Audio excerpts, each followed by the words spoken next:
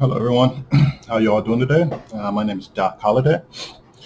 This message is particularly going out to all those that are in the UK. I just noticed in the news that one of the drug makers had just got approved um, uh, by I guess, the UK's equivalent of the FDA. Um, So I wanted to come on here and talk about it because a lot of people are wondering why is the FDA taking so long here in America in order to get those drugs approved. And me personally, I hope that it is because of the fact that I have sent over, some messages, questions, texts, what do you call it, tweets, um, to a lot of people throughout the government, expressing my concerns about um, the efficacy of the different drugs that are being proposed. Um, I'm sure a lot of people are aware of the press releases that were put out by the different drug manufacturers. I think the first of which was like 89 or 90%, and then uh, each drug maker that came out afterwards, each of them was markedly, at least one or two percentage points better than the previous one. And I actually made comment of this when the first result came out, that when they said it was 90%. And I just, stated that watch every one of them try to outdo the 90%, because and the reason why I came to that notion is because of the fact that I call BS on the 90%, just because of the metrics that they use to determine it. And equally so, if I felt that if the other drug manufacturers were using this same uh, crazy definition of a scientific, what do you call it, scientific medical study. If all the drug manufacturers were using that, I was expecting each manufacturer to release study findings that were better than the previous ones. And true enough, that did happen. You had like 89, 90, 92, 94, 95% um, effective. Effective. What is it? I'm getting tongue tied. Efficacy. Thank you. Efficacy. um, and then the final one was like, oh, we're only 70%, and it's just like, oh my God, are y'all serious? Like, for real. And then to make what matters even worse, the one for the 70%, they say that, oh, actually, no, ours is actually more like 100% if we give people like a half of the first dosage, and then the second dosage, the full strength. They're at 90, they're at 100% or something stupid like that. Um, so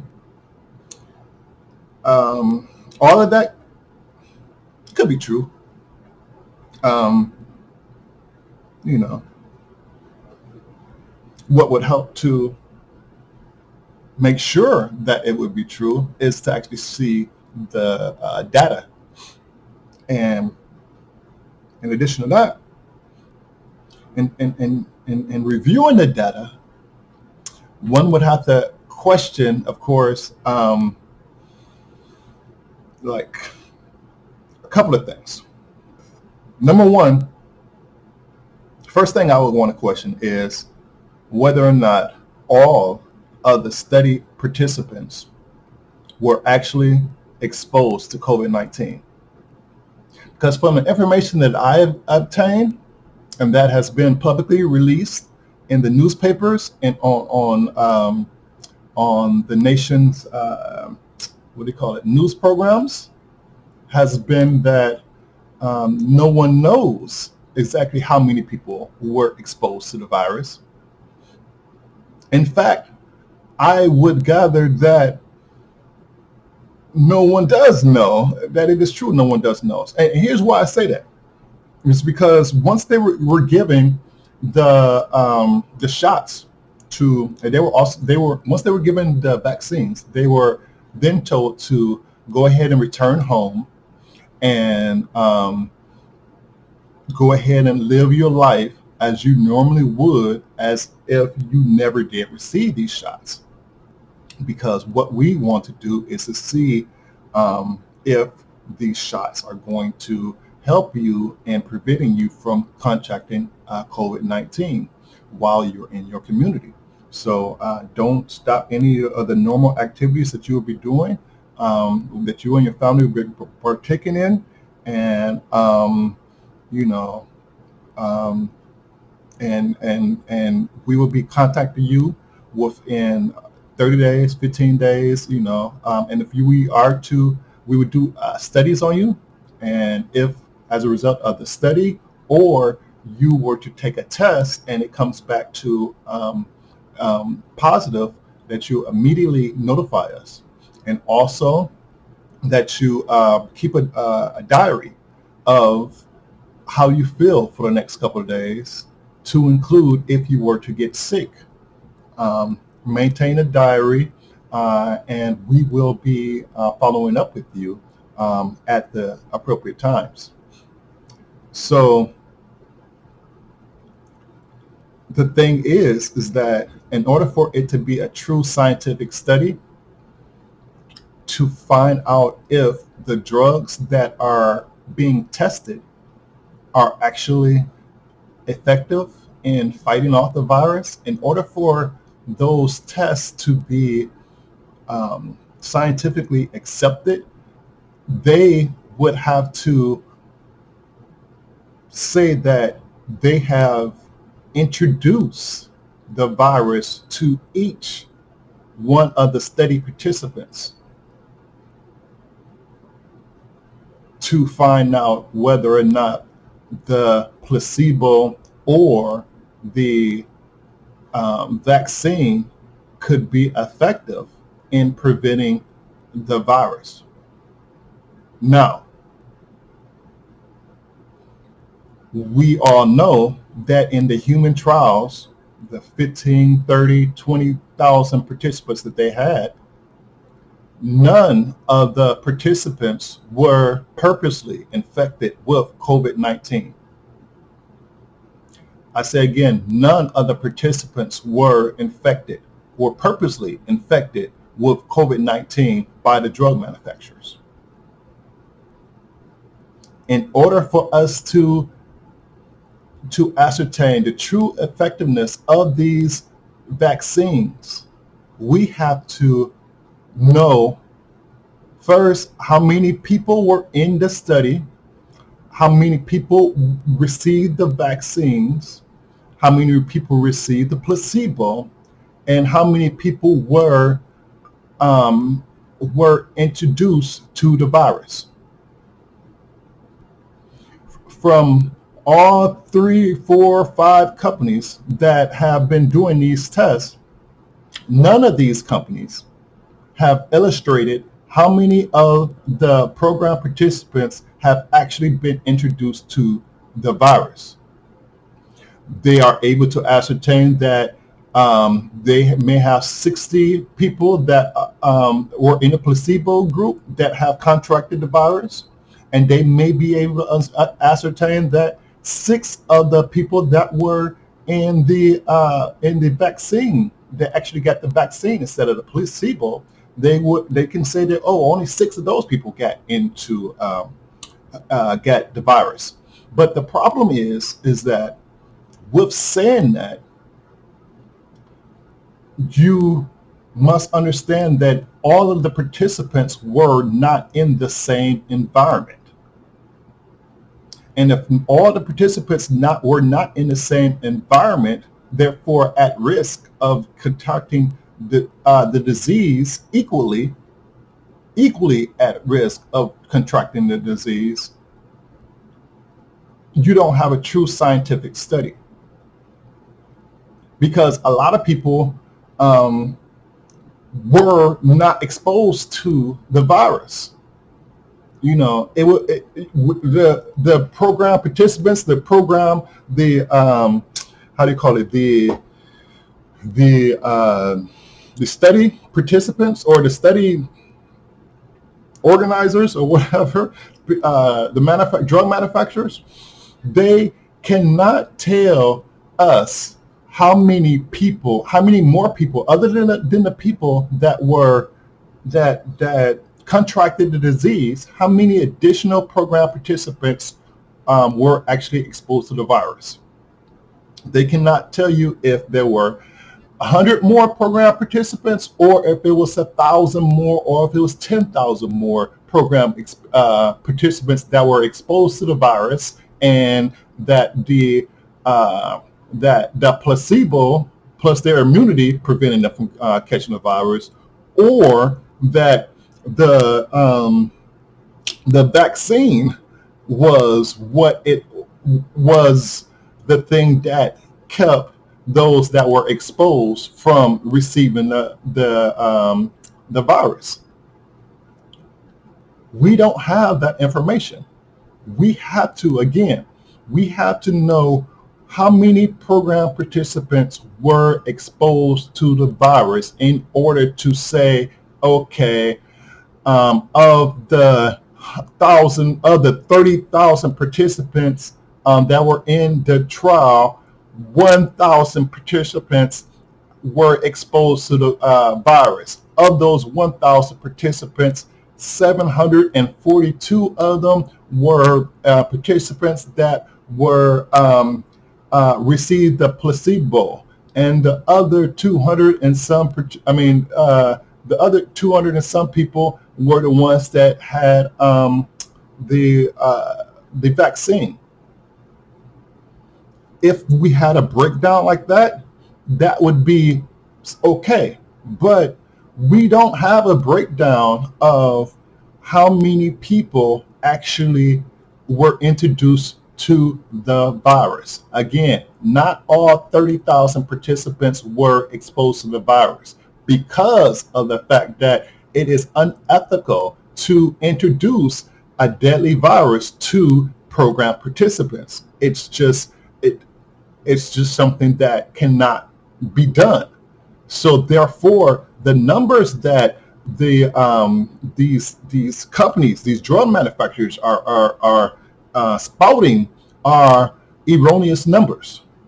They're fictitious numbers.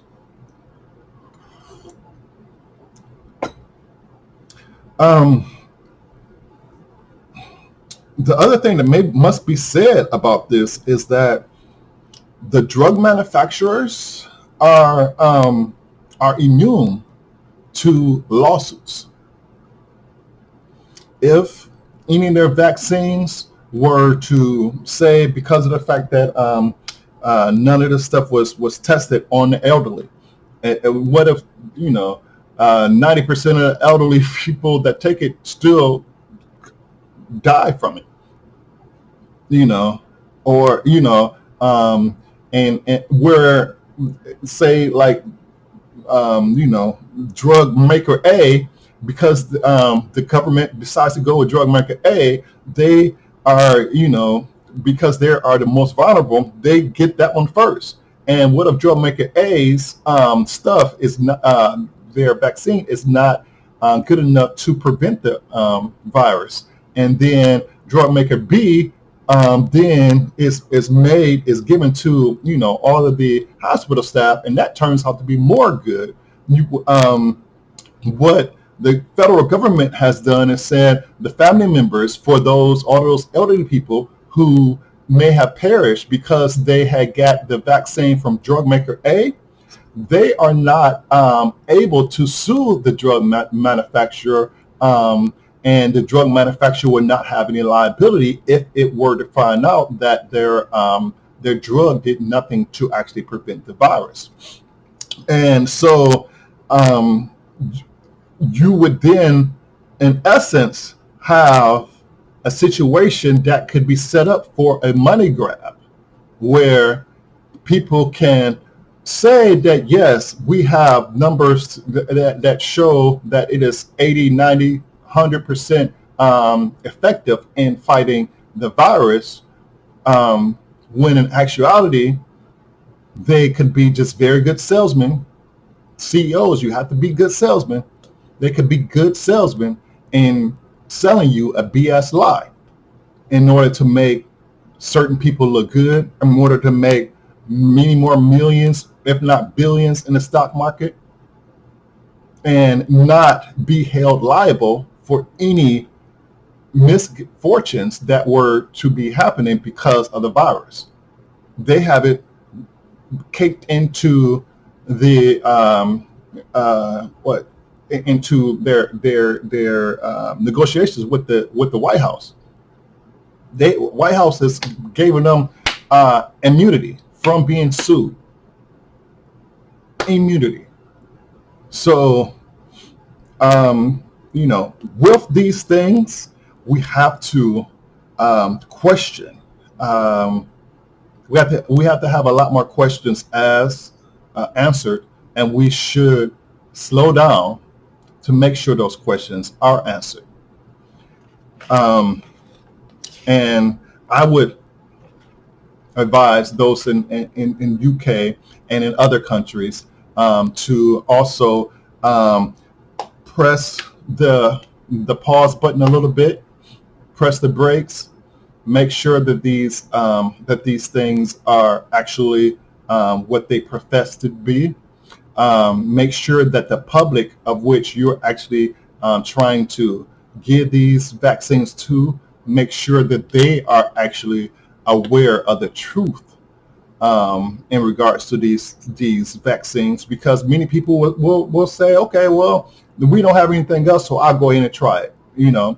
That might be their decision, but you need to let them make that decision based off of true, accurate information, and not information that is kind of the truth. It was like 40% truth and the rest of it deceitfulness. That isn't something that should happen. And I would urge, I would urge everyone in the UK, as I would urge everyone here in the US, and for that matter, wherever you are in the world, I would urge you all to contract the people that are in charge of okaying the dispersal of these vaccines. Make sure that they are following the proper protocols, that they are independently reviewing and analyzing all of the data, and making sure that that they are taking account for the fact that everyone that was in these trials, that participated in these trials, did not receive the vaccine. And I would hope too that they would in turn let their public know that they would let their public know what findings, what facts were actually able to come out through the investigation, so that we can be sure that no country is not exposing their populations to any undue risk. So that's what I would say for that. Now, in addition to that, I'm going to again make a plea to everyone listening to upgrade your mask in order to prevent you from contracting COVID-19. The surgical mask that many people have been led to believe would work for preventing you from catching the coronavirus is not adequate enough protection to prevent you from contracting the coronavirus. In addition, the cloth mask. Um, the cloth masks are also not good masks for you to use. These two masks right here, the cloth mask here and this mask here, both of which are not good masks for you to use to prevent the coronavirus. I understand. I know that, you know, um, a lot of businesses printed these out. A lot of people have put their faith in in these face masks, and unfortunately, they have died because they have put their faith in these face masks. Um, New studies have shown that the people that have contracted COVID now, 70% of the people that are contracting COVID now are saying that they are wearing face masks. Um, the problem is that these face masks, again, are not good enough to stop COVID. Most people are wearing these masks, surgical masks, that look like they could be of medical use, but they are not. Um, they are cosmetics that will do very little to prevent you from catching COVID, especially those of you that like to wear it up to your nose instead of over your nose. Um, so please bear that in mind. Now, um, I often tell people that you have to look at your virus protection like your virus protection that you would have on your computer. You know, when computers first started, we used weak virus protections because we didn't know any better. These are the weak virus protections equivalents that we're using for the current virus that we are being faced with right now. These are weak. We were using these in the beginning because we didn't know any better. Now, as years go on, we have understood that in order to stop criminals and hackers from gaining entry into our networks or into our private files, we have learned to set up, what do you call it, stronger passwords to prevent people from gaining access to your important documents. So for in terms of stronger passwords, sometimes people decide to use, the medium grade password. And the medium grade password types would be, say, if it was a capital letter, including a capital letter and a number in it, that would be a medium protection mask. And this would be equivalent of such mask for the current virus that we have. This one here, masks that look like these, they would have a filter in it, and it would be like a 95% filtration, and plus it would have the seal around your nose and mouth to make sure that you're not intaking or inhaling any air that is not being filtered, therefore lowering significantly your risk of catching COVID-19 from the air in which you breathe while doing whatever you're doing.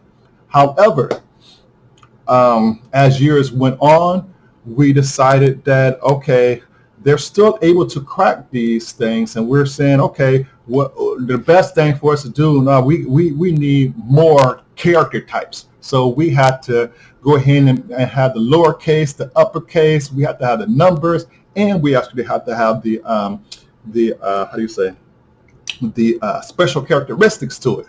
So now if you do all of this stuff, you guarantee that it's going to be highly unlikely for you to have some hacker come in there and affect you with some kind of virus. And this would be the equivalent for that with the current virus that we catch right now, the COVID-19.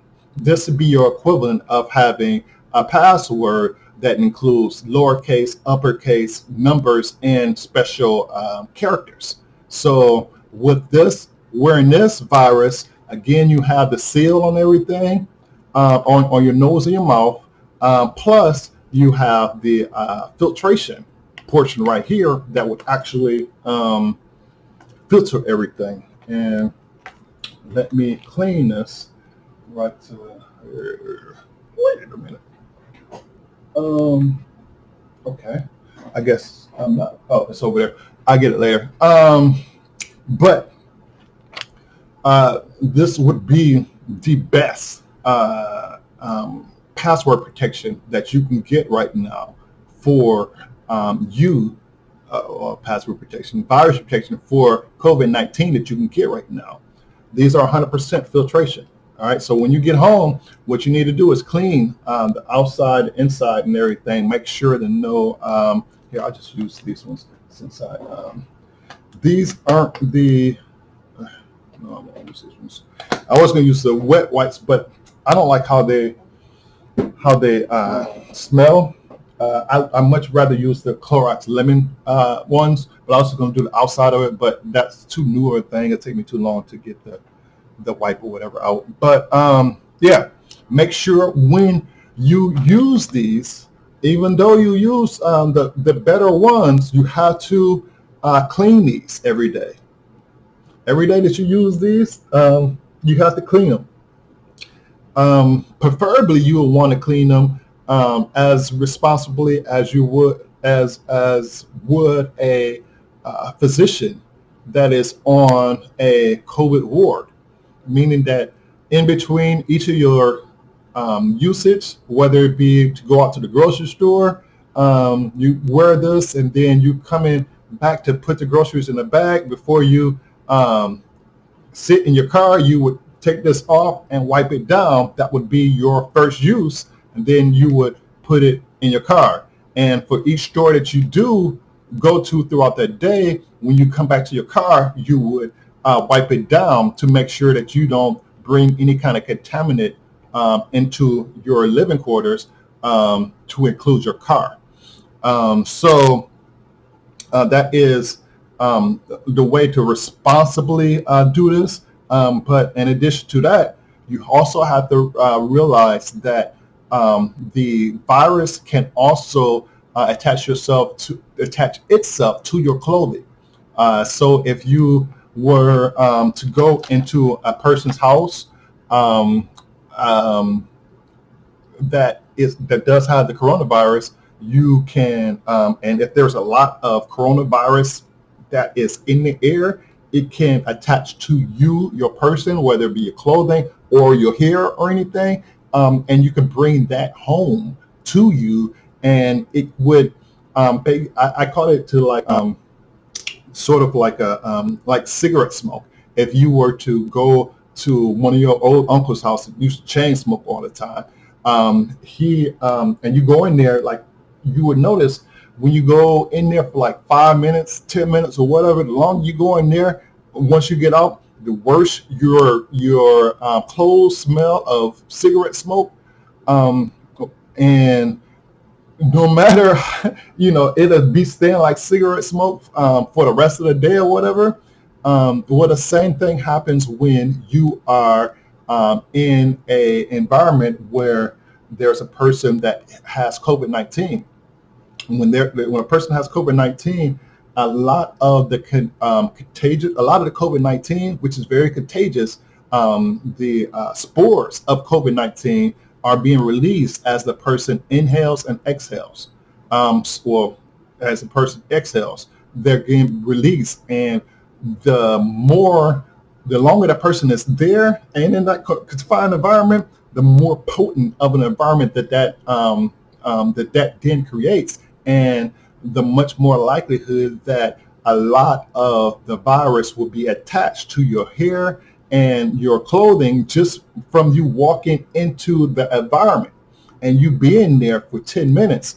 All that viral load is then just basically you're being awash in that viral load, and it is going to be permanent, or not permanent, but it's going to attach to your clothing, and you're going to then take that viral load to you in your car when you get when you're in there with your kids, or you're going to put it in your car, and you're going to go home, and so you're going to have that viral load stuck in the car for a couple of days, unless you ride around with the windows down. Plus, when you go home, you're going to sit around, watch TV, not change your clothes, and you're going to be inhaling that viral load while you're in your house. You should not do that. You should do all the things that you can, in- um, and don't come back home until you're ready to come back home. But you should, once you do come back home, you should take your clothing off and everything and put it in a hamper. Preferably put it, go ahead and wash it, and wipe down your protective mask as well. And remember that if you are using these type of masks, these are single-use only masks. Do not, once you're finished with these, go and hang them on your visor.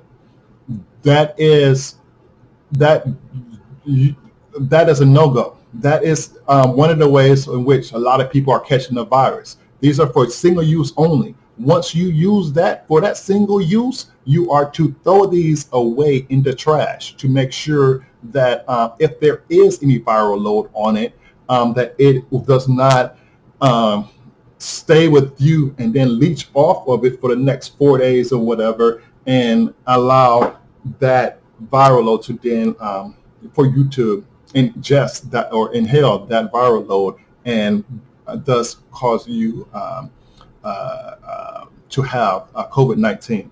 So single use only. Even with these ones here, you can pretty much say these are single use only until you wash them. If you throw this in the washing machine or something like that, then you can bring this back out and use it. This is as well, it's a single use only. You have to wash these off. And the reason why I say that too, a lot of times people will use these, and then they'll pull the mask down because they need to talk to somebody or whatever, or they're about to eat lunch, and so they'll have the mask down and they be hanging up under the chin and everything, and they're eating and everything. Well, as they are eating with the mask down, if you were exposed to any kind of COVID prior to your lunch, you're going to now be inhaling all of the COVID that is on that mask because it is down here. That is, again, this is single use only. So if you are done for the first half of your day, you need to take your mask off and throw it away, then eat your food, then put on a different new mask, one that has not been used, and then can continue on through your day. That, or unless you have a wipe or something, you can clean this off and everything, and then use this, to continue on your day. But that is what you will want to do to try to protect yourself. Again, upgrading the masks. These are very weak masks. They're not going to protect you. This is for anybody that is out there. There's been like 400,000 medical staff that have been affected with COVID-19 in America. And of those 400,000, over 2,300, 21 or 2,300 of those have passed away. So, and a lot of times they were using masks like these or better, and they still contracted the disease. And a lot of the nurses and everything are asking for a lot better masks, but they're not being provided to them, unfortunately, which is aiding to more people contracting disease. So, and you got to figure that is what the medical grade N95 mask, and with the majority of people in public only using the non-medical grade in surgical mask, that would have them at even a greater susceptibility of catching COVID-19 if they were to come into the environment where the virus is actually present. So these masks are a false sense of security. Both of these masks are a false sense of security, plus the gator mask that you put above yourself, above your nose or whatever. That is also a false sense of security. Um, Anything that you can see through, anything that has pores and that you can see light through it, it's not adequate protection for you to protect yourself from catching COVID. Um, it has to be a mask that is of medical grade quality that would filter all of the air that you would be exposed to, thereby creating a complete seal around your nose and mouth, and have cartridges or some sort of membrane of which screen out any air that you were to inhale, and make sure that any bacteria or viruses that are traveling along with that air does not actually make it inside the mask and therefore inside of your body. So please make sure, um, you know if you have any questions, to go ahead and post them down below. I'll be more than happy to answer any questions that you may have. Um, um, I'm still looking for any kind of paperwork that was produced prior to the 30th of November. If you know of any studies that were conducted in which they actually produced their findings, as to how many people were actually exposed to the virus, of the 30,000 participants, 15,000 participants, whatever. If you can find that information, if it is available, please, or actually even if it was after the 30th, I just want, I want to see, um, an accurate um, scientific experiment, actual scientific experiment being done, and an analysis on the information, on the complete set of information, on the complete set of facts, and asking every pertinent question, that would derive, or that we can use to be able to derive the actual effectiveness of the vaccine preventing a person from contracting the COVID-19. Uh, so yeah, or if you have that information, definitely put it down in the bottom. But other than that, please do like, share, and subscribe. I will be putting out a lot more information that would be for building families. I got one that's coming up. What was it? Do I have it in front of me here? How to stop the gun violence. That is one that I'm working on right now. I may do it today or tomorrow. But please, if you want more information about the coronavirus, please like and subscribe.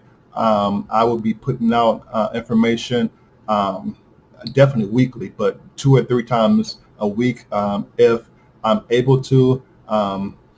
It's all dependent on how. For those of you who don't know, I have a neck problems, that I goes in a very bad car accident. So sometimes my ability to do things are limited because I have a lot of nerve damage as a result. So that being said, you know, whenever I can do it, I definitely will be, because I am of the belief that, you know, that we are not keeping score, regardless to who is in office, regardless to what to whatever. I want to save as many lives as I possibly can. I'm hoping that this information will be able to touch some people's hearts out there in the UK, the US, and everywhere else to make sure that we are asking these drug manufacturers the proper questions, and that this isn't just like a get-rich scheme for these drug makers um, that you know that is just getting the green light from crooked government in order to rob the people um, that are in desperate need to have a vaccine to stop the virus, and to a greater respect, have you know their concerns met, because a lot of people are dying, and we need to do all that we can to prevent that. But um, we have to have an informed public as well. And I'm going to continue doing all that I can to make sure that you are informed as much as possible. Um, but other than that, you know, uh, I guess I'll leave it at that. Please, if you have any questions or whatever, again, comment down below. I would do whatever I can to ask or to answer those questions.